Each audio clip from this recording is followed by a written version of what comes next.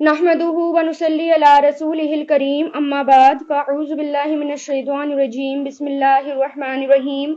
رب اشرح لي صدري ويسر لي امري واحلل عقدة من لساني يفقهوا قولي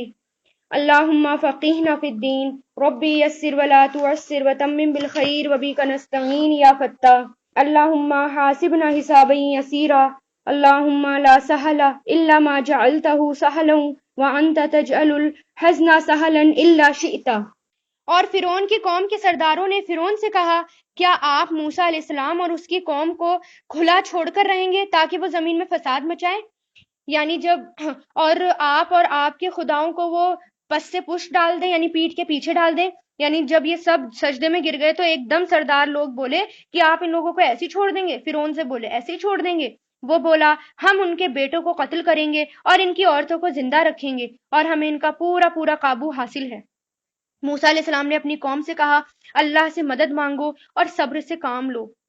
اس وقت جب اتنی سخت آزمائش تھی اور اتنی زیادہ پریشانی تھی اس قوم پر، تو موسیٰ علیہ السلام نے کیا کہا؟ اللہ سے مدد مانگو اور صبر سے کام لو۔ تو جب بھی ہمارے اوپر کوئی آزمائش آ جائے، کوئی پریشانی آ جائے، تو کیا کرنا ہے؟ اللہ کی طرف رجوع کرنا ہے اور صبر سے کام لینا ہے۔ یقین رکھو کہ زمین اللہ کی ہے، وہ اپنے بندوں میں سے جسے چاہتا ہے اس کا وارث بنا دیتا ہے اور آخری انجام پرہیزگاروں ہی کے حق میں ہوتا ہے۔ انہوں نے کہا، ہمیں تو آپ کے آنے سے پہلے بھی ستایا گیا تھا اور آپ کے آنے کے بعد بھی ستایا جا رہا ہے۔ موسیٰ علیہ السلام نے کہا، امید رکھو کہ اللہ تمہارے دشمن کو ہلاک کر دے گا اور تمہیں زمین میں اس کا جانشین بنائے گا، پھر دیکھے گا کہ تم کیسا کام کرتے ہو۔ یعنی موسیٰ علیہ السلام ہر وقت ان کو سمجھاتے رہے۔ اور ہم نے فرعون کے لوگوں کو قحط سالی اور پیداوار کی کمی میں مبتلا کیا تاکہ ان کو تنبیہ ہو، یعنی تاکہ وہ پلٹ کر واپس آئیں۔ مگر نتیجہ یہ ہوا کہ اگر ان پر خوشحالی آتی تو وہ کہتے یہ تو ہمارا حق تھا، اور اگر ان پر کوئی مصیبت آتی تو وہ موسیٰ علیہ السلام اور ان کے ساتھیوں کو نحوست قرار دیتے، یعنی وہ منحوس سمجھتے۔ ارے یہ تو خود ان کی ہی نحوست تھی جو اللہ کے علم میں تھی، لیکن ان میں سے اکثر لوگ جانتے ہی نہیں، اور موسیٰ سے کہتے تھے کہ تم ہم پر اپنا جادو چلانے کے لیے چاہے کیسی بھی نشانی لے کر آؤ، ہم تم پر ایمان لانے والے بالکل نہیں ہیں۔ یعنی اللہ تعالیٰ نے ان کی قوم پر، فرعون اور اس کے ساتھیوں پر اور ان کی قوم پر الگ الگ عذاب بھیجے۔ پہلے ان پہ قحط سالی آ گئی، طوفان بھی آیا اور الگ الگ قسم کے طوفان آئے۔ موسیٰ علیہ السلام کے پاس بھی آتے تھے دوڑ دوڑ کر کہ دعا کرو تاکہ یہ عذاب دور ہو جائے، پھر ہم ایمان لے آئیں گے۔ لیکن جب عذاب دور ہو جاتا تھا تو وہ اپنے وعدے سے پھر جاتے تھے، واپس پہلے جیسے ہو جاتے تھے۔ چنانچہ ہم نے ان پر طوفان، ٹڈیاں، گھن کے کیڑے اور مینڈکوں اور خون کی بلائیں چھوڑ دی، جو سب الگ الگ نشانیاں تھیں۔ پہلے طوفان کا عذاب آیا، جب انہوں نے حضرت موسیٰ علیہ السلام سے کہا اور موسیٰ علیہ السلام نے دعا کی تو وہ عذاب دور ہو گیا، پھر واپس وہ ہٹ دھرمی کرنے لگے۔ پھر ٹڈیوں کا عذاب آیا، اور ایسی ایسی ٹڈیاں کہ ان کے کھانے میں، ان کے کپڑوں میں، ان کے گھروں میں زبردست ٹڈیاں کہ ان کا چلنا سونا مشکل ہو گیا۔ پھر گھن کے کیڑے، جیسے جوئیں ہوتی ہیں نا، تو جوؤں والا عذاب تھا بیسیکلی وہ گھن کے کیڑے، یعنی سروں میں جوئیں، ان کے کھانوں میں، ان کے پانی میں، ہر جگہ۔ اسی طرح پھر مینڈک، اور کہا جاتا ہے مینڈک کے بچے اور مینڈک کے انڈے ہر جگہ وہی ہوتے تھے، اس سے وہ پریشان ہو گئے تھے۔ پھر خون کی بلائیں، پانی کھولتے تو خون، ہر جگہ جہاں بھی کھانے میں دیکھتے تو خون، تو یہ خون، تو یہ الگ الگ نشانیاں تھیں۔ پھر بھی انہوں نے تکبر سے کام لیا اور وہ بڑے مجرم لوگ تھے، اور جب ان پر عذاب آ پڑا تو وہ کہنے لگے، اے موسیٰ، تمہارے پاس اللہ کا جو عہد ہے اس کا واسطہ دے کر ہمارے لیے اپنے رب سے دعا کرو کہ یہ عذاب ہم سے دور ہو جائے، اور واقعی تم نے ہم پر سے اگر یہ عذاب ہٹا دیا تو ہم تمہاری بات مان لیں گے اور بنی اسرائیل کو ضرور تمہارے ساتھ بھیج دیں گے۔ پھر جب ہم ان پر عذاب کو اتنی مدت تک ہٹا لیتے جب تک انہیں پہنچنا ہی تھا، تو وہ ایک دم اپنے وعدے سے پھر جاتے۔ یعنی جب عذاب کو ہٹا لیتے اللہ تعالیٰ، پھر جب ان کا وقت آتا وعدہ پورا کرنے کا، بنی اسرائیل کو بھیجنے کا، تو پھر وہ اپنے وعدے سے پھر جاتے۔ نتیجہ یہ ہوا کہ ہم نے ان سے بدلہ لیا اور انہیں سمندر میں غرق کر دیا، کیونکہ انہوں نے ہماری نشانیوں کو جھٹلایا اور ان سے بالکل بے پرواہ ہو گئے تھے۔ اور جن لوگوں کو کمزور سمجھا جاتا ہے، ہم نے انہیں اس سرزمین کے مشرق و مغرب کا وارث بنا دیا۔ یعنی جب وہ سب ڈوب گئے تو اس سرزمین کا وارث کون بنا؟ وہی لوگ جو بچ گئے، اور جس پر ہم نے برکتیں نازل کی تھی، اور بنی اسرائیل کے حق میں تمہارے رب کا کلمہ خیر پورا ہوا۔ یعنی بنی اسرائیل جو ہے وہ اب اللہ تعالیٰ کی نعمتیں اور اللہ تعالیٰ کی رحمت ان پر آئی۔ کیونکہ انہوں نے صبر سے کام لیا تھا۔ اور فرعون اور اس کی قوم جو کچھ بناتی یا چڑھاتی رہی مطلب وہ جو بڑی بڑی بلڈنگز بھی بنایا کرتے تھے اور بہت بہت بہت بہت کچھ بنایا کرتے تھے، تو اس پر اللہ تعالیٰ یہ کہہ رہے ہیں ان سب کو ہم نے ملیامیٹ کر دیا اور ہم نے بنی اسرائیل سے سمندر پار کروایا۔ تو کچھ لوگوں کے پاس سے وہ گزرے جو بتوں پہ لگے بیٹھے ہوئے تھے، یعنی ایک بت کی عبادت وہ کرتے تھے۔ بنی اسرائیل کہنے لگے، اے موسیٰ، ہمارے لیے بھی کوئی ایسا دیوتا بنا دو جیسا ان لوگوں کا دیوتا ہے۔ موسیٰ علیہ السلام نے کہا، تم ایسے عجیب لوگ ہو جو جہالت کی باتیں کرتے ہو۔ ارے یہ لوگ تو وہ ہیں جس دھندے میں یہ لگے ہوئے ہیں سب برباد ہونے والے ہیں، اور جو کچھ یہ کرتے آ رہے ہیں وہ سب جھوٹ ہے، باطل ہے۔ یعنی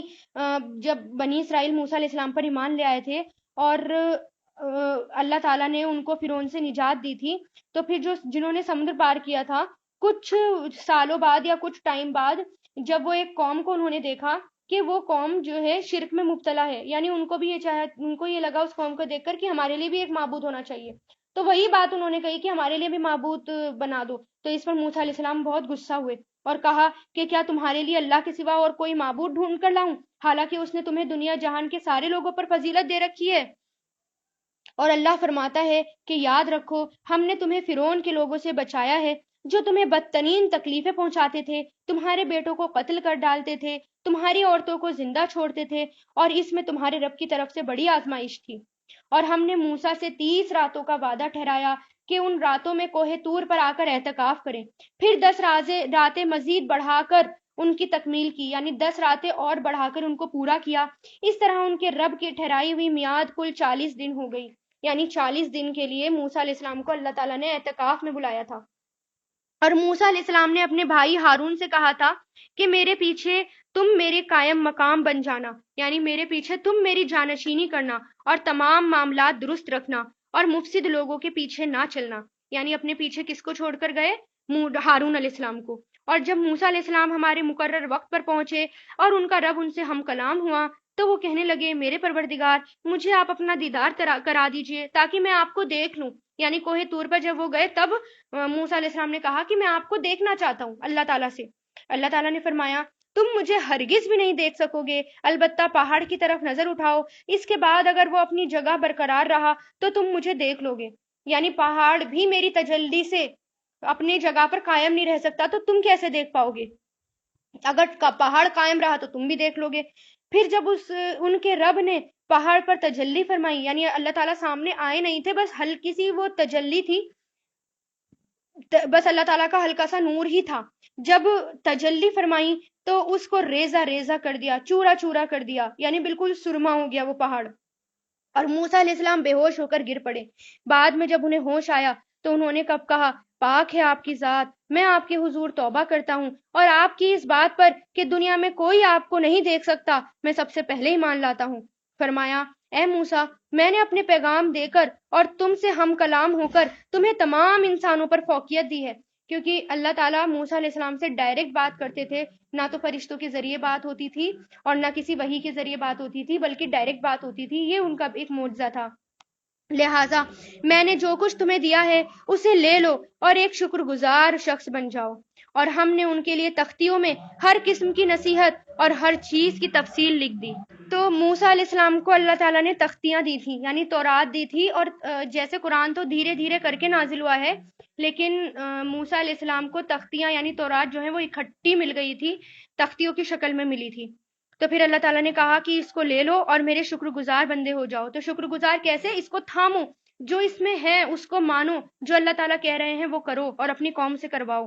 اور ہم نے ان کے لیے تختیوں میں ہر قسم کی نصیحت اور ہر چیز کی تفصیل لکھ دی، اور یہ حکم دیا کہ اب اس کو مضبوطی سے تھامو اور اپنی قوم کو حکم دو کہ اس کے بہترین احکام پر عمل کریں۔ ہمارا کام کیا ہے کہ جو قرآن کے اندر احکام آ جائیں اس پر ہمیں عمل ہر حال میں کرنا ہے، کیونکہ اگر اس کو چھوڑ دیا، اس کو اگنور کر دیا، تو پھر ہمارا کیا ہوگا وہ اللہ ہی جانتے ہیں۔ میں ان قریب تم سب کو نافرمانوں کے گھر دکھاؤں گا، میں اپنی نشانیوں سے ان لوگوں کو برگزشتہ رکھوں گا جو زمین میں ناحق تکبر کرتے ہیں، یعنی اپنی نشانیوں سے ان لوگوں کو الگ رکھوں گا جو زمین میں ناحق تکبر کرتے ہیں، ان کو اللہ تعالیٰ کی نشانیاں نظر نہیں آتی، اور اگر ہر طرح کی نشانیاں وہ دیکھ بھی لیں تو ان پر ایمان نہیں لائیں گے، اور اگر انہیں ہدایت کا راستہ نظر آئے تو اس کو اپنا طریقہ نہیں بنائیں گے، اور اگر گمراہی کا راستہ نظر آ جائے تو اس کو وہ اپنا طریقہ بنا لیں گے۔ یہ سب کچھ اس لیے ہے کہ انہوں نے ہماری نشانیوں کو جھٹلایا اور ان سب سے بالکل بے پرواہ ہو گئے۔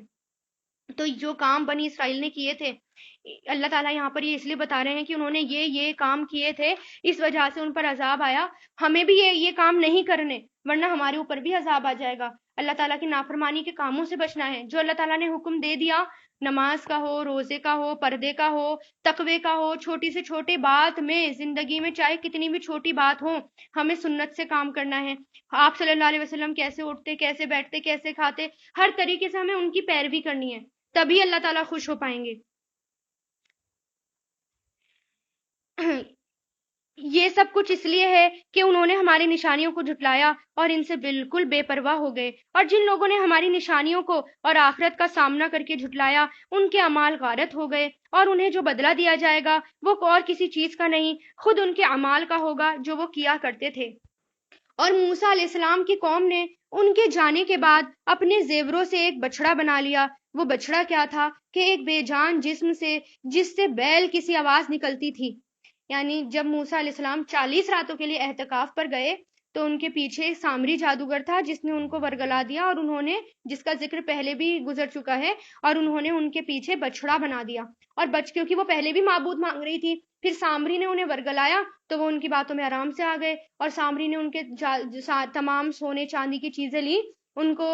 میلٹ کیا اور ان سے ایک بچڑا بنا دیا، اور اس میں بیل کی سی آواز نکلتی تھی، گائے بیل کی سی آواز۔ بھلا کیا انہوں نے اتنا بھی نہیں دیکھا کہ وہ نہ ان سے بات کر سکتا ہے، نہ انہیں کوئی راستہ بتا سکتا ہے، مگر اسے معبود بنا لیا اور خود اپنی جانوں کے لیے ظلم کر بیٹھے، اور جب اپنے کیے پر پچھتائے اور سمجھ گئے کہ وہ گمراہ ہو گئے تو وہ کہنے لگے، اگر اللہ نے ہم پر رحم نہ کیا اور ہماری بخشش نہ کی تو ہم یقیناً برباد ہو جائیں گے۔ یہ بھی استغفار ہے۔ اور جب موسیٰ علیہ السلام غصے اور رنج میں بھرے ہوئے اپنی قوم کے پاس آئے تو انہوں نے کہا، تم نے میرے بعد میری کتنی بری نمائندگی کی، یعنی اپنے بھائی سے کہا، ہارون علیہ السلام سے، کہ تم نے میرے بعد ان لوگوں کو سنبھالا بھی نہیں، اتنی بری نمائندگی کی۔ کیا تم نے اتنی جلد بازی سے کام لیا کہ اپنے رب کے حکم کا بھی انتظار نہیں کیا؟ کیونکہ ان کو موسیٰ، جب ہماری محنت جو خراب ہو جاتی ہے، یعنی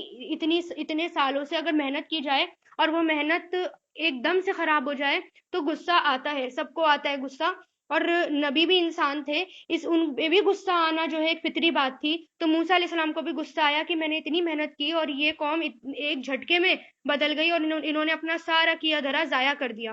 تو اس کا غصہ انہوں نے کس پر نکالا؟ اپنے بھائی ہارون پر، اور کیا کہا کہ میرے پیچھے تم سے اتنا بھی نہیں ہوا کہ تم ان کو سنبھال لیتے؟ اور وہ یہ کہہ کر انہوں نے تختیاں ڈال دی، یعنی ایک طرف ڈال دی، اور اپنے بھائی ہارون علیہ السلام کا سر پکڑ کر ان کو اپنی طرف کھینچنے لگے اور بولے، اے میری ماں کے بیٹے، یقین جانیے کہ ان لوگوں نے مجھے کمزور سمجھا اور قریب تھا کہ مجھے قتل ہی کر ڈالتے۔ اب آپ دشمنوں کو مجھ پر ہنسنے کا موقع نہ دیجیے اور مجھے ان ظالم لوگوں میں شمار نہ کیجیے۔ کیونکہ ہارون علیہ السلام کو جب اپنی طرف پکڑ کے کھینچا تو ہارون علیہ السلام نے کیا کہا کہ یہ لوگ، میں نے ان کو سمجھایا اور یہ میرے پیچھے پڑ گئے، اور یہ مجھے قتل کرنے کے ارادے سے میرے پیچھے پڑ گئے۔ یہ قوم اس نے میری بات نہیں مانی، اور اب آپ میرا سر پکڑ کر میرے ساتھ ایسا کر کے ان کو ہنسنے کا موقع نہ دیجیے۔ موسیٰ علیہ السلام نے کہا، میرے پروردگار، میرے اور میرے بھائی کی مغفرت فرمائیے اور ہمیں اپنی رحمت میں داخل کر دیجیے۔ تو تمام رحمت سے بڑھ کر رحم کرنے والا ہے، تمام رحم کرنے والوں سے بڑھ کر رحم کرنے والا ہے۔ یا ارحم الراحمین، اللہ تعالیٰ کے ناموں میں سے ایک نام ہے، اس کو پڑھ کر دعا مانگنی چاہیے، دعا قبول ہوتی ہے۔ اللہ نے فرمایا، جن لوگوں نے بچڑے کو معبود بنایا ہے ان پر جلدی ہی ان کے رب کا غضب اور دنیاوی زندگی میں ذلت آ پڑے گی۔ جو لوگ افطرا پردازی کر رہے ہیں، یعنی جھوٹ گڑ رہے ہیں، ان کو ہم اسی طرح سزا دیتے ہیں، اور جو لوگ برے کام کر گزرے ہیں پھر اس کے بعد وہ توبہ کر لیں اور ایمان لے آئیں تو تمہارا رب اس توبہ کو کے بعد ان کے لیے بہت بخشنے والا، بڑا مہربان ہے۔ یعنی اگر وہ سچی توبہ کر لیں تو اللہ تعالیٰ معاف کرنے والے ہیں۔ اور جب موسیٰ علیہ السلام کا غصہ تھم گیا تو انہوں نے تختیاں اٹھا لی، اور ان میں جو باتیں لکھی تھی ان میں ان لوگوں کے لیے ہدایت اور رحمت کا سامان تھا جو اپنے رب سے جو ڈرتے ہیں۔ اور موسیٰ علیہ السلام نے اپنی قوم کے 70 آدمی چن لیے تاکہ انہیں ہماری طے کیے ہوئے وقت پر کوہ طور لائیں، یعنی انہوں نے کہا کہ ہم نہیں مانیں گے کہ یہ تختیاں اللہ تعالیٰ نے آپ کو دی ہے جب تک ہم اللہ تعالیٰ کو سامنے نہ دیکھ لیں یا اللہ تعالیٰ خود نہ کہہ دے، تب ہم مانیں گے کہ آپ ہی رسول ہیں اور یا ہمیں اللہ تعالیٰ کو دیکھنا ہے۔ تو اللہ تعالیٰ کے حکم سے وہ 70 آدمی چن کر کوہ طور پر لے کر چلے گئے۔ پھر جب انہیں زلزلے نے آ پکڑا تو موسیٰ علیہ السلام نے کہا، میرے پروردگار، اگر آپ چاہتے ان کو اور خود مجھ کو بھی پہلے سے ہی ہلاک کر دیتے، کیا ہم میں سے کچھ بے وقوفوں کی حرکتوں کی وجہ سے آپ ہم سب کو ہلاک کر دیں گے؟ ظاہر ہے کہ نہیں،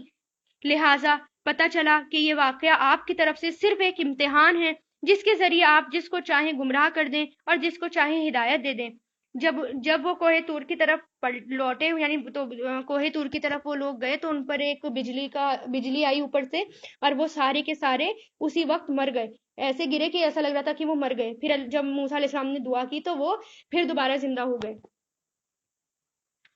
آپ ہی ہمارے رکھوالے ہیں، اس لیے ہمیں معاف کر دیجئے اور ہم پر رحم فرمائیے، بے شک آپ سارے معاف کرنے والوں سے بہتر معاف کرنے والے ہیں، اور ہمارے لیے اس دنیا میں بھی بھلائی لکھ دیجئے اور آخرت میں بھی بھلائی لکھ دیجئے۔ ہم اس غرض کے لیے آپ ہی سے رجوع کرتے ہیں، یعنی ہم آپ ہی کی طرف پلٹ کر آتے ہیں۔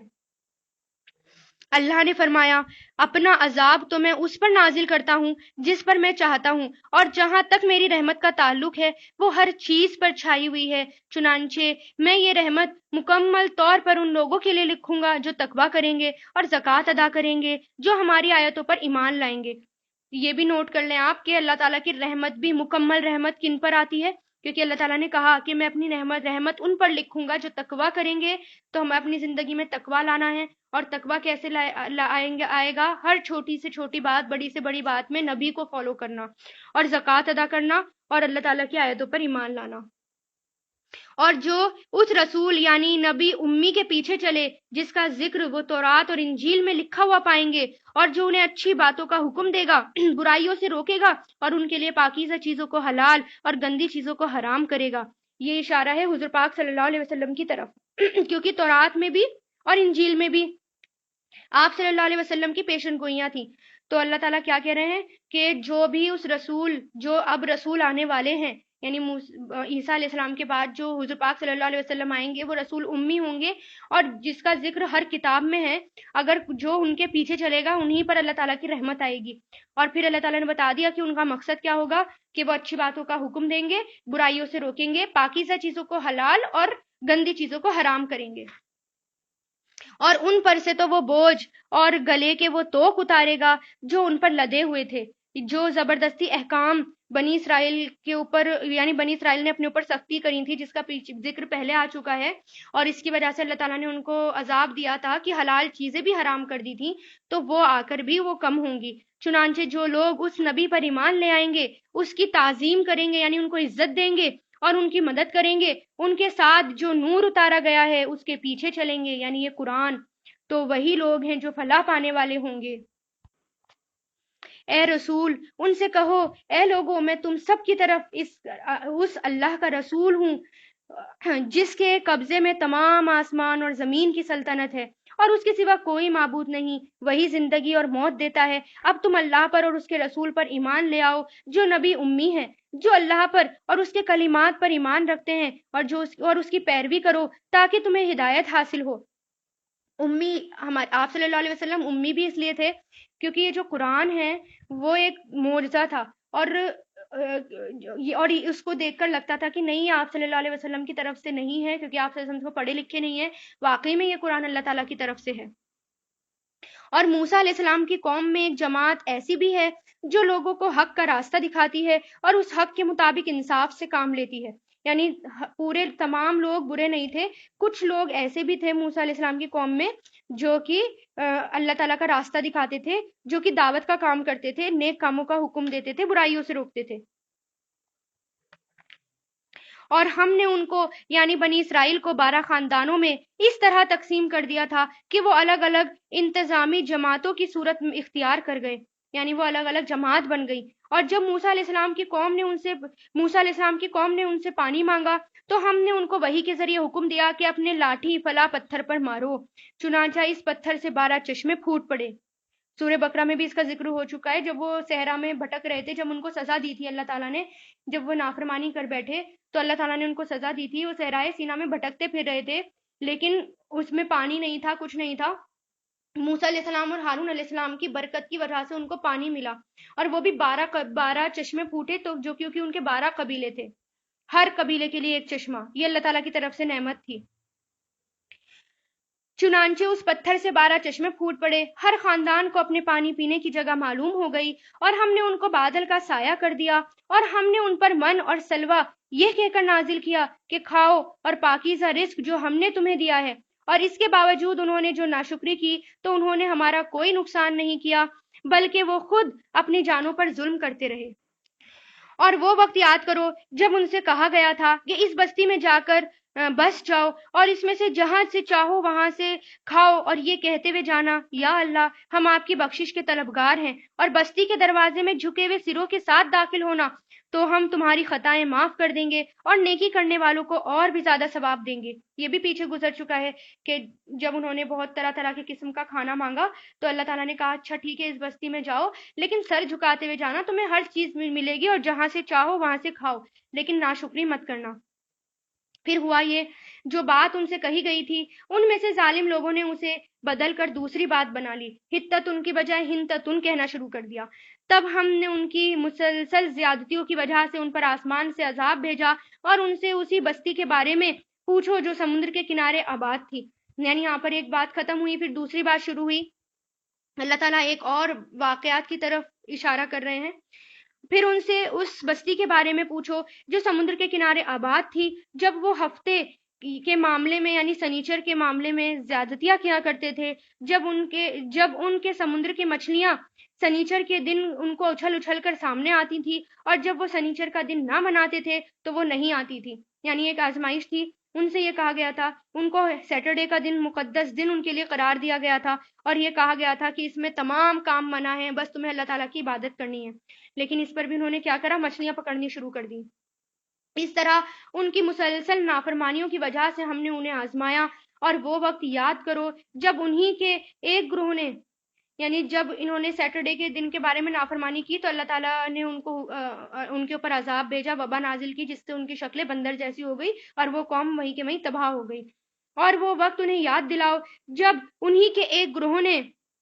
دوسرے گروہ سے کہا تھا کہ تم ان لوگوں سے کو کیوں نصیحت کر رہے ہو جنہیں اللہ یا تو ہلاک کرنے والا ہے یا کوئی سخت قسم کا عذاب دینے والا ہے۔ دوسرے گروہ کے لوگوں نے کہا تھا کہ یہ ہم اس لیے کرتے ہیں تاکہ تمہارے رب کے حضور بری ذمہ ہو سکیں، اور شاید اس نصیحت سے یہ لوگ پرہیزگاری اختیار کریں۔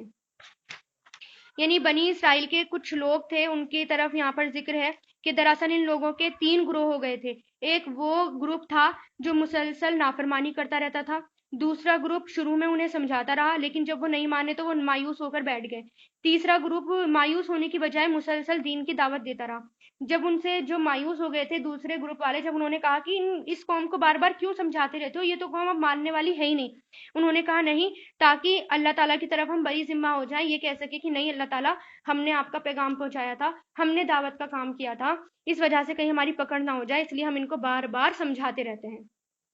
پھر جب یہ لوگ وہ بات بلا بیٹھے جس کی انہیں نصیحت کی گئی تھی تو برائی سے روکنے والوں کو ہم نے بچا لیا، اور جنہوں نے زیادتیاں کی تھی ان کی مسلسل نافرمانی کی بنا پر ہم نے انہیں ایک سخت عذاب میں پکڑ لیا۔ یہاں بھی یہ نوٹ کریں کہ جو برائی سے روکنے والے تھے ان کو بھی اللہ تعالیٰ نے بچا لیا، اور یہ اللہ تعالیٰ کا وعدہ ہے کہ جو بھی اللہ تعالیٰ کا کام کرے گا اللہ تعالیٰ ان کو بچا کر ہی رہتے ہیں، اللہ تعالیٰ ان کو نکال کر بھیڑ میں سے نکال کر ایک طرف لے آتے ہیں اور اللہ تعالیٰ ان کو بچا لیتے ہیں، غیب سے بچاتے ہیں۔ چنانچہ ہوا یہ کہ جس کام سے انہیں روکا گیا تھا جب انہوں نے اس کے خلاف سرکشی کی تو ہم نے ان سے کہا جاؤ ذلیل بندر بن جاؤ، یعنی سیٹرڈے کے دن کے بارے میں۔ اور یاد کرو وہ وقت جب تمہارے رب نے اعلان کیا تھا کہ وہ ان پر قیامت کے دن تک کوئی نہ کوئی ایسا شخص مسلط کرتا رہے گا جو ان کو بری بری تکلیفیں پہنچائے گا، یعنی اللہ تعالیٰ کا عذاب تھا یہ کہ قیامت کے دن تک اللہ تعالیٰ نے کیا کہا کہ تمہارے اوپر ہر کوئی مسلط ہوگا جو تمہیں عذاب دیتا رہے گا۔ تو تاریخ سے یہ بھی پتہ چلتا ہے، ہسٹری میں آپ دیکھیے کہ یہودیوں کے اوپر واقعی تھوڑے تھوڑے وقفے کے بعد کوئی نہ کوئی زبردست انسان مسلط کر دیا جاتا ہے جو ان کو اپنا نشانہ بنا لیتا ہے. اور یہ بات اللہ تعالیٰ نے ان پر لکھ دی تھی، کیونکہ وہ بہت زیادہ ہٹ درم ہو گئی تھی. بار بار اللہ تعالیٰ نے ان کو موقع دیے، لیکن وہ بار بار اپنے موقعوں سے وہ جو موقع اللہ تعالیٰ نے دیے، مہلت دیے اللہ تعالیٰ نے، بار بار وہ پھرتے رہے اور وعدوں سے پھرتے رہے. بے شک تمہارا رب جلد ہی سزا دینے والا ہے، اور یقیناً وہ بہت زیادہ بخشنے والا، بڑا مہربان ہے. اور پھر اللہ تعالیٰ کو اگر کسی قوم پر غصہ آتا ہے تو اللہ تعالیٰ اس پر بھی ایک جابر بادشاہ یا حاکم بادشاہ کو مسلط کر دیتے ہیں. یہ بھی اللہ تعالیٰ کی طرف سے ایک عذاب ہوتا ہے، اور یہ تنبیہ ہوتی ہے کہ اگر ابھی بھی باز آ جائیں تو اللہ تعالیٰ یہ عذاب ہٹا سکتے ہیں.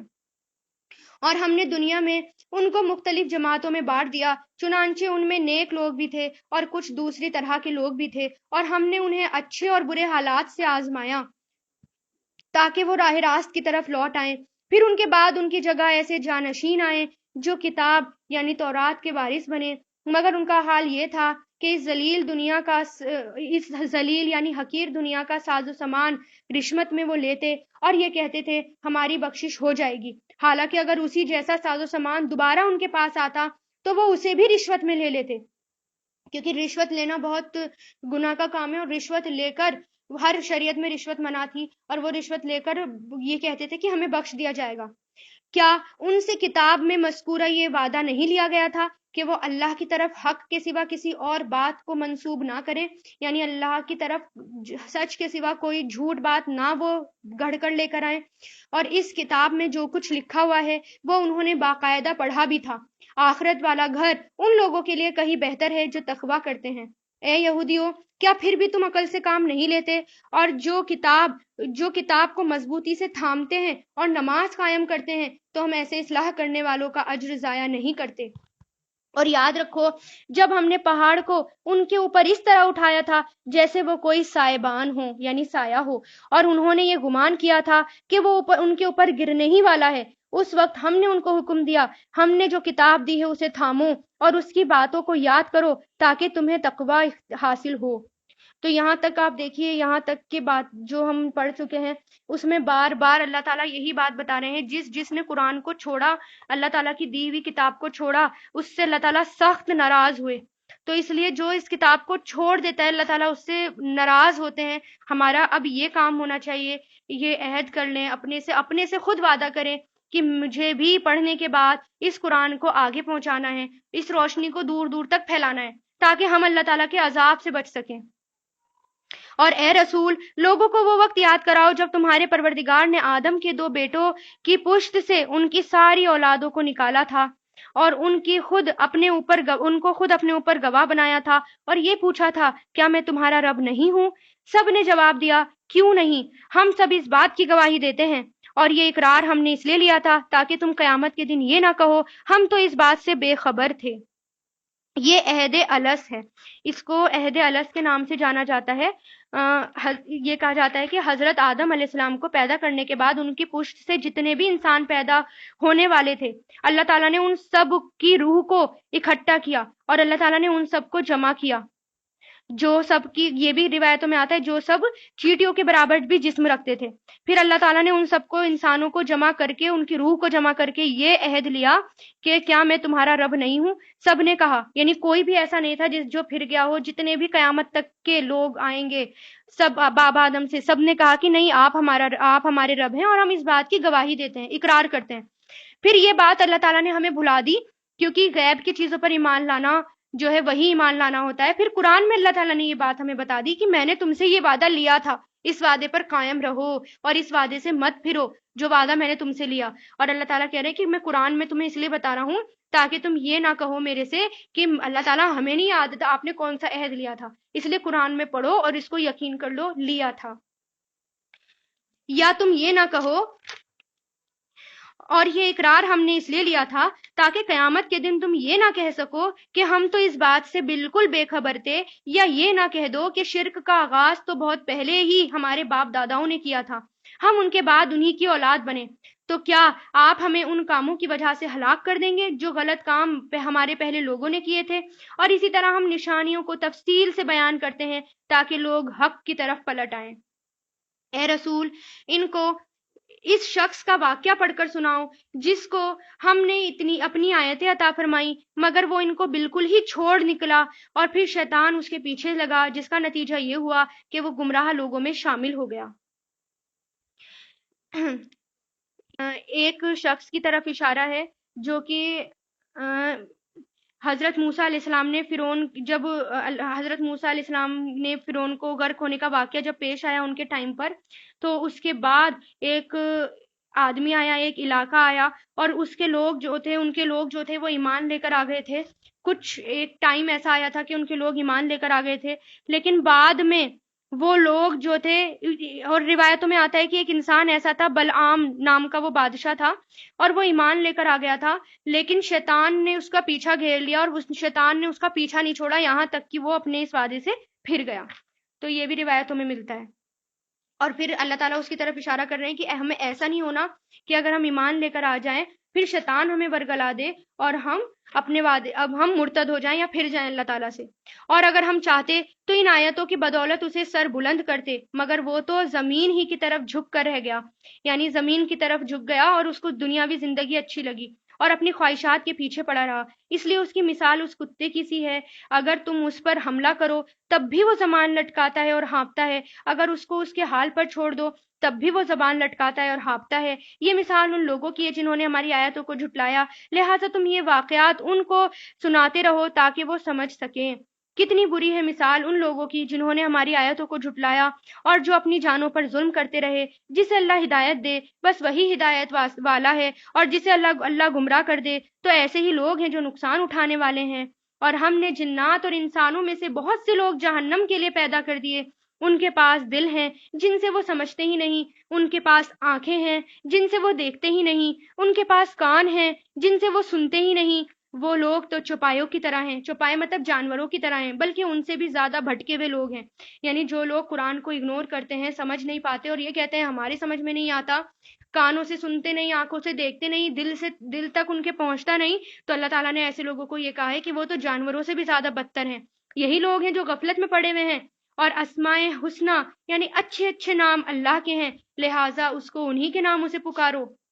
हमें अल्लाह ताला के नाम लेकर अल्लाह ताला को पुकारना चाहिए। अल्लाह ताला के जितने भी नाम हैं, अगर हम उन नामों के साथ अल्लाह ताला को पुकारते हैं तो अल्लाह ताला को वो अच्छा लगता है और अल्लाह ताला हमारी दुआएं भी कबूल होती हैं। और उन लोगों को छोड़ दो उसके नामों में टेढ़ा, जो उसके नामों में टेढ़ा रास्ता निकालते हैं, और जो कुछ वो कर रहे हैं उसका बदला उन्हें जरूर दिया जाएगा। और हमारी मखलूक में एक जमात ऐसी भी है जो लोगों को हक का रास्ता दिखाती है और उसी के हक के मुताबिक वो इंसाफ से काम लेती है। यानी कुछ लोग ऐसे हैं जो इंसाफ से काम लेते हैं।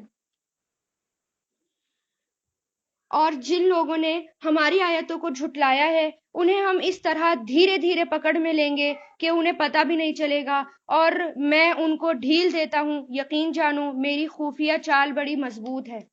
यानी जो लोग कुफ्र करते हैं अल्लाह ताला उन्हें धीरे धीरे ढील देते रहते हैं और फिर एक आहिस्ता आहिस्ता उनको पकड़ लेते हैं। भला क्या उन लोगों ने सोचा नहीं कि ये साहब जिनसे उनका साबका है, यानी आप सल्लल्लाहु अलैहि वसल्लम, उनमें जुनून का कोई शायबा नहीं, यानी वो उनमें कोई जुनून नहीं और कुछ और भी नहीं, बल्कि साफ साफ तरीके से लोगों को तंबीह करने वाले हैं, डराने वाले हैं। क्यों? कि ये बात अल्लाह ताला ने इसलिए कही क्योंकि आप सल्लल्लाहु अलैहि वसल्लम को पैगंबर मानने की बजाय मुशरिकीन मक्का नाउजुबिल्लाह आप सल्लल्लाहु अलैहि वसल्लम को मजनून कहते, कभी शायर कहते, कभी जादूगर कहते। तो अल्लाह ताला कह रहे हैं कि वो कुछ भी नहीं है, बल्कि वो तो एक साफ साफ तरीके पर लोगों को बुलाने वाले हैं। और और कहा उन लोगों ने आसमान और जमीन की सल्तनत पर और अल्लाह ने जो चीजें पैदा की हैं उन पर नहीं किया। अल्लाह ताला पूछ रहे क्या उन लोगों ने आसमान और जमीन पर गौर नहीं किया कि वो किसने पैदा की, और ये नहीं सोचा कि शायद इनका मुकर्रर वक्त करीब ही आ पहुंचा हो। अब इसके बाद आखिर वो कौन सी बात है जिस पर ये लोग ईमान लाएंगे। जिसको अल्लाह गुमराह कर दे उसको कोई हिदायत नहीं दे सकता, और ऐसे लोगों को अल्लाह बेयारो मददगार छोड़ देता है कि वो अपनी सरकशी में भटकते फिरते हैं। ए रसूल, लोग तुमसे कयामत के बारे में पूछते हैं कि वो कब आएगी। कह दो उसका इल्म तो सिर्फ मेरे रब के पास है, वही उसे अपने वक्त पर खोल कर दिखाएगा और कोई नहीं। वो आसमान और जमीन पर बड़ी भारी चीज है, जब वो आएगी तो तुम्हारे पास अचानक आएगी। کیونکہ آپ صلی اللہ علیہ وسلم لوگوں کو قیامت کے بارے میں ڈراتے تھے، تو وہ پوچھتے تھے کہ قیامت کب آئے گی؟ جب آپ ہم قیامت قیامت کی باتیں کرتے رہتے ہیں، وہ کب آئے گی؟ تو اللہ تعالیٰ نے کہہ دیا، ان سے کہہ دو اس کا علم تو صرف اور صرف اللہ کے پاس ہے۔ یہ لوگ تم سے اس طرح پوچھتے ہیں جیسے تم نے اس کی پوری تحقیق کر رکھی ہو۔ کہہ دو اس کا علم تو صرف اللہ کے پاس ہے، لیکن اکثر لوگ اس بات کو جانتے نہیں۔ کہو کہ جب تک اللہ نہ چاہے، میں خود اپنے آپ کو بھی کوئی فائدہ یا نقصان پہنچانے کا اختیار نہیں رکھتا، اور اگر مجھے غیب کا علم ہوتا تو میں اچھی اچھی چیزیں خوب جمع کرتا اور مجھے کوئی تکلیف ہی نہ پہنچتی۔ یعنی آپ صلی اللہ علیہ وسلم سے اللہ تعالیٰ کہہ رہے ہیں، ان سے کہہ دو اگر غیب کی باتیں آپ صلی اللہ علیہ وسلم کو پتا ہوتی، چھپی ہوئی باتیں اللہ تعالیٰ آپ صلی اللہ علیہ وسلم کو پتا ہوتی، تو آپ صلی اللہ علیہ وسلم صرف اچھی اچھی بات ہی اپنے نصیب میں لکھ لیتے، یا وہی کام کرتے جس کا کرنے سے فائدہ ہوتا، کوئی تکلیف یا کوئی آزمائش ان کے راستے تک نہیں آتی۔ تو اس سے پتہ چلتا ہے کہ غیب کا علم ان کے پاس نہیں تھا۔ میں تو بس ایک ہوشیار کرنے والا اور خوشخبری سنانے والا ہوں ان لوگوں کے لیے جو میری بات مانے۔ اللہ وہ ہے جس نے تمہیں ایک جان سے پیدا کیا اور اسی سے ایک بیوی بنائی تاکہ وہ اس کے پاس آ کر تسکین حاصل کرے، سکون حاصل کرے۔ پھر جب مرد نے عورت کو ڈھانک لیا تو عورت نے حمل کا ایک ہلکا سا بوجھ اٹھا لیا جسے لے کر وہ چلتی پھرتی رہی۔ پھر جب وہ بوجھل ہو گئی تو دونوں میاں بیوی نے اللہ تعالیٰ سے دعا کی، اگر تو نے ہمیں تندرست اولاد دی تو ہم ضرور بالضرور تیرا شکر ادا کریں گے۔ لیکن جب اللہ نے ان کو ایک تندرست بچہ دے دیا تو ان لوگوں نے اللہ کی عطا کی ہوئی نعمت میں اللہ کے ساتھ دوسروں کو شریک ٹھہرانا شروع کر دیا، حالانکہ اللہ کی باتوں سے، یہ مشرکانہ باتیں جو یہ کرتے ہیں، اللہ ان سے کہیں زیادہ بلند اور برتر ہے، کیونکہ وہ اللہ تعالیٰ کے ساتھ شرک ٹھہراتے ہیں۔ کیا وہ ایسی چیزوں کو اللہ کے ساتھ خدائی میں شریک مانتے ہیں جو کوئی چیز پیدا نہیں کرتے بلکہ خود ان کو پیدا کیا جاتا ہے؟ یعنی اللہ کے علاوہ جس چیز کو مانا جاتا ہے وہ تو خود ان کو اپنے ہاتھوں سے بناتے ہیں، اللہ تعالیٰ ان کو پیدا نہیں کرتا بلکہ وہ خود اس کو پیدا کرتے ہیں، اور جو نہ ان لوگوں کی کوئی مدد کر سکتے ہیں اور نہ خود وہ اپنی مدد کر سکتے ہیں۔ اور اگر تم انہیں کسی صحیح راستے کی طرف دعوت دو تو وہ تمہاری بات کبھی نہیں مانیں گے، بلکہ تم انہیں پکارو یا ان کو خاموش رہو، ان کے لیے دونوں باتیں برابر ہیں۔ یقین جانو کہ اللہ کو چھوڑ کر جن جن کو تم پکارتے ہو وہ سب تمہاری طرح اللہ تعالیٰ کے بندے ہیں۔ اب ذرا ان سے دعا مانگو، پھر اگر وہ تم سچے ہو تو انہیں تمہاری دعا قبول کرنی چاہیے۔ یعنی اللہ کے علاوہ جن انسان کو مانا جاتا ہے، جن کے آگے ماتھا ٹیکا جاتا ہے، اللہ تعالیٰ کہہ رہے ہیں کہ وہ بھی تمہاری ہی طرح کے انسان ہیں جو کہ اللہ تعالیٰ نے پیدا کیے ہیں۔ اگر تم ان سے مانگو گے تو ان کو یہ چاہیے کہ وہ تمہاری دعا قبول کریں۔ بھلا کیا ان کے پاس پاؤں ہیں جن سے وہ چلیں، یا ان کے پاس ہاتھ ہیں جن سے وہ پکڑیں، یا ان کے پاس آنکھیں ہیں جن سے وہ دیکھیں، یا ان کے پاس کان ہیں جن سے وہ سنیں؟ ان سے کہہ دو تم ان سب دیوتاؤں کو بلاؤ جنہیں تم نے اللہ کا شریک بنا رکھا ہے، پھر میرے خلاف کوئی سازش کرو اور مجھے مہلت بھی نہ دو۔ یعنی اللہ تعالیٰ آپ صلی اللہ علیہ وسلم سے کہہ رہے ہیں کہ سب اکٹھے ہو جاؤ اور میرے خلاف سازش کرو، یعنی نبی کے خلاف، اور ذرا سی بھی مہلت بھی نہ دو۔ میرا رکھوالا تو صرف اللہ ہے جس نے کتاب نازل کی ہے اور وہ نیک لوگوں کی رکھوالی کرتا ہے۔ ایسا اس لیے کیونکہ آپ صلی اللہ علیہ وسلم کو مشرکین مکہ ڈرایا کرتے تھے کہ آپ ہمارے دیوتاؤں کے بارے میں ایسی ایسی باتیں کہتے ہیں ان میں کچھ بھی طاقت نہیں ہے، اگر ہمارے دیوتا ناراض ہو گئے تو آپ کو سخت سزا دیں گے، پھر آپ کو پتہ چل جائے گا، آپ کو عذاب دیں گے۔ تو اس لیے اللہ تعالیٰ نے ان سے کہا کہ کہہ دو میرا رکھوالا تو صرف اللہ ہے جس نے کتاب نازل کی ہے اور وہ نیک لوگوں کی رکھوالی کرتا ہے۔ اور تم اس کو چھوڑ کر جن جن کو پکارتے ہو وہ نہ تمہاری مدد کر سکتے ہیں نہ اپنی مدد کر سکتے ہیں، اور اگر تم انہیں صحیح راستے کی طرف بلاؤ تو وہ سنیں گے بھی نہیں۔ وہ تمہیں نظر تو اس طرح آتے ہیں جیسے تم انہیں دیکھ رہے ہو، لیکن حقیقت میں انہیں کچھ بھی سجھائی نہیں دیتا۔ اے پیغمبر، درگزر کرو اور لوگوں کو نیکی کا حکم دو اور جاہلوں کی طرف دھیان نہ دو۔ اور اگر کبھی شیطان کی طرف سے تمہیں کوئی کچوکا لگ بھی جائے تو اللہ تعالیٰ کی پناہ مانگ لو۔ یعنی یہ حکم ہے، یہ سب کے لیے ہے کہ اگر شیطان کا وسوسہ آئے یا شیطان کوئی دل میں برا خیال ڈالے تو فوراً اعوذ باللہ پڑھ لیں، فوراً اللہ تعالیٰ کی طرف رجوع کر لیں، پلٹ کر آئیں، اللہ سے پناہ مانگ لیں۔ یقیناً وہ ہر بات سننے والا، ہر چیز جاننے والا ہے۔ جن لوگوں نے تقویٰ کیا ہے انہیں جب شیطان کی طرف سے کوئی خیال آ کر چھوتا ہے تو وہ اللہ کو یاد کرتے ہیں، چنانچہ اچانک ان کی آنکھیں کھل جاتی ہیں یعنی بڑے بڑے خواہش نفس، یعنی جو بڑے بڑے پرہیزگار بھی ہوتے ہیں، شیطان ان تک کے دلوں میں بھی وسوسہ ڈالتا ہے، پرہیزگاروں کے دلوں میں بھی شیطان بری بری باتیں آ کر ڈالتا ہے، لیکن دل میں برا خیال آتا ہے تو وہ فوراً کیا کرتے ہیں، فوراً اعوذ باللہ پڑھ لیتے ہیں اور فوراً اللہ تعالیٰ کی طرف رجوع کر لیتے ہیں۔ اور جو ان شیاطین کے بھائی ہیں، ان کو یہ شیاطین گمراہی میں گھسیٹتے لے جاتے ہیں، نتیجہ یہ کہ وہ گمراہی سے باز نہیں آتے۔ اور اے پیغمبر، جب تم ان کے سامنے ان کا منہ مانگا معجزہ پیش کرو، پیش نہیں کرتے تو یہ کہتے ہیں کہ تم نے یہ معجزہ خود اپنی پسند سے کیوں نہیں پیش کر دیا۔ کہہ دو میں تو اسی بات کی اتباع کرتا ہوں جو میرے رب کی طرف سے وحی کے ذریعے مجھ تک پہنچائی جاتی ہے۔ یعنی وہ آپ صلی اللہ علیہ وسلم سے معجزے مانگتے تھے، اپنے من پسند معجزے مانگتے تھے، تو اللہ تعالیٰ کہہ رہے ہیں ان سے کہہ دو کہ آپ تو صرف جو وحی آپ کے پاس آتی ہے آپ صرف اس کی اتباع کرتے ہیں۔ یہ قرآن تمہارے رب کی طرف سے بصیرتوں کا مجموعہ ہے، یعنی آنکھیں کھولنے کے لیے، بصیرت پانے کے لیے صرف یہ قرآن ہی کافی ہے۔ اور جو لوگ ایمان لائے ان کے لیے ہدایت ہے اور رحمت ہے، یعنی ہر کوئی بھی اس سے فائدہ نہیں اٹھا سکتا، قرآن سے فائدہ صرف کون اٹھا پاتا ہے؟ جو ایمان لائے ہیں، ان کے لیے یہ ہدایت اور رحمت ہے۔ اور جب قرآن پڑھا جائے تو اس کو کان لگا کر سنو اور خاموش رہو تاکہ تم پر رحمت ہو، یہ بھی حکم ہے۔ یعنی جب قرآن پڑھا جا رہا ہو تو اس کو خاموشی کے ساتھ سنیں، یہ نہیں کہ سنتے سنتے بور ہو گئے، اب نیند آ گئی، اب ٹیک لگا کر بیٹھ گئے، اب کھا رہے ہیں، اب پی رہے ہیں، ایسا نہیں، بالکل الرٹ ہو کر قرآن کو سنیں۔ اور اپنے رب کا صبح اور شام ذکر کرو، اور دل میں بھی، اور عاجزی اور خوف کے جذبات کے ساتھ، اور زبان سے بھی، اور آواز بلند کیے بغیر، اور ان لوگوں میں شامل نہ ہو جانا جو غفلت میں پڑے ہوئے ہیں۔ اس سے مراد نماز بھی ہے اور صبح شام کے اذکار بھی ہیں، یعنی اللہ تعالیٰ کی تسبیح بھی کرو، صبح شام کے اذکار بھی پڑھو اور نماز بھی۔ یاد رکھو جو فرشتے تمہارے رب کے پاس ہیں وہ اس کی عبادت سے تکبر کر کے منہ نہیں موڑتے اور اس کی تسبیح کرتے ہیں اور اسی کے آگے سجدہ کرتے ہیں۔ یعنی اللہ تعالیٰ کہہ رہے ہیں کہ اگر ہم نہیں اللہ تعالیٰ کا حکم مانیں گے تو اللہ تعالیٰ کا کوئی کچھ نہیں بگاڑ سکتا۔ اگر نماز نہ پڑھے، اللہ تعالیٰ کے آگے جھکے نہ، تو اللہ تعالیٰ کا کچھ نہیں بگڑے گا، کیونکہ اور ویسے بھی اللہ تعالیٰ کو جو ہے ہمیں کس لیے پیدا کیا ہے، اللہ تعالیٰ نے انسان اور جن کو آگے بھی آ جائے گا آپ کا یہ عبادتوں کے لیے پیدا کیا ہے۔ اور اگر انسان تکبر کرتا ہے تو اللہ تعالیٰ کہہ رہے ہیں کہ یاد رکھو کہ اللہ تعالیٰ کے جو فرشتے ہیں وہ تو ہر وقت اللہ تعالیٰ کے آگے سجدہ ریز رہتے ہیں اور ہمیشہ اللہ تعالیٰ کی تسبیح کرتے رہتے ہیں۔ الحمدللہ آپ کی سورہ اعراف پوری ہوئی، اب سورہ انفال شروع ہوگی۔ وآخر الدعوانا ان الحمدللہ رب العالمین، سبحانک اللہم و بحمدک ونشہد ان لا الہ الا انت نستغفرک ونتوب الیک۔